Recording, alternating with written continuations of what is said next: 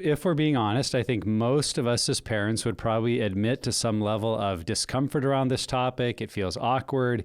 We weren't given a great framework from our own families. So what can we do as parents to increase our comfort level in discussing sex with our kids? Start discussing it with each other.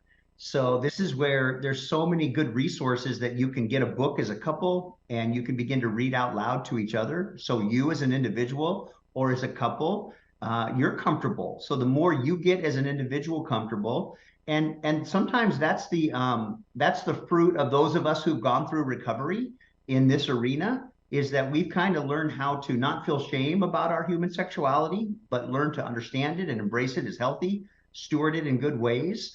That creates a greater comfort to discussing it individually and as a couple. So if you can't talk about it with your spouse, it's going to be hard to talk about it with your child. So this is where parenting groups, mentors, there's just great resources. In fact, our book is one that we just say, read out loud, mom and dad, to each other and discuss it. If you do it in adult groups or things like that, it becomes easier than when it's time to talk to your kids. Yeah, yeah, we recommend or books also that are appropriate for your kids so that you could read it with them. That's a good way to increase comfort level, because I may not know what to say, but my child's right here. I have a book, I'm reading through it. That might produce some questions and answers and just some interaction that opens up the conversation. Yeah, we've recommended on the podcast a number of times the book Good Pictures, Bad Pictures, that's a really well done book that helps a child understand. And they've got age appropriate levels of that whatever age your kid is at, you can get the right book and start there. And I just so agree with what you said. I think the reminder that we give parents is our kids will take their cues from us. And so if we're acting all embarrassed and nervous and stumbling over our words, our kids pick up on that. It's like, oh my goodness, there's something really weird and strange and scary here. Because look at dad is suddenly just this weird person that I've never seen him act this way. What's going on? And so if we aren't comfortable saying parts of the body and describing it and thinking through it, well, how would I say, if my 8-year-old asks me, well, what's sex?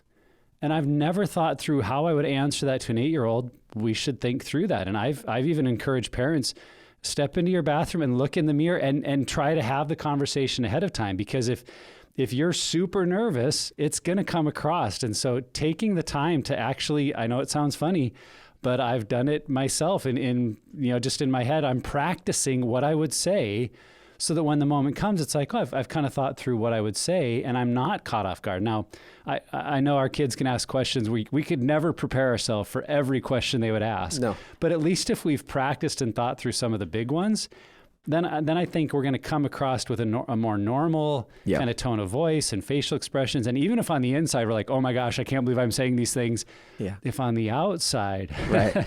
we appear to be, hey, this is a normal thing to talk about, then our kids go, oh, this is a normal thing to talk about, and we're setting them up for success. And I think with that too, like practice using like the biological words for things, saying the word penis, saying the word vagina, because what you're doing is you're destigmatizing that whole, like, because you've gotten into your head that somehow these are bad or dirty or wrong or whatever. And if you can just start using that language when you're describing it, I feel like that will help maybe soften up the just the anxiety I think a lot of us have. And if we call it something else, it actually makes it worse. If we're using the jargon for body parts, like no, you're actually making it harder on them. Right. Well, and this is where when kids are younger, if they can literally see the body parts in a kid's book written like Learning About Sex series that we refer to in our book, that's age appropriate. This is how God made our body parts.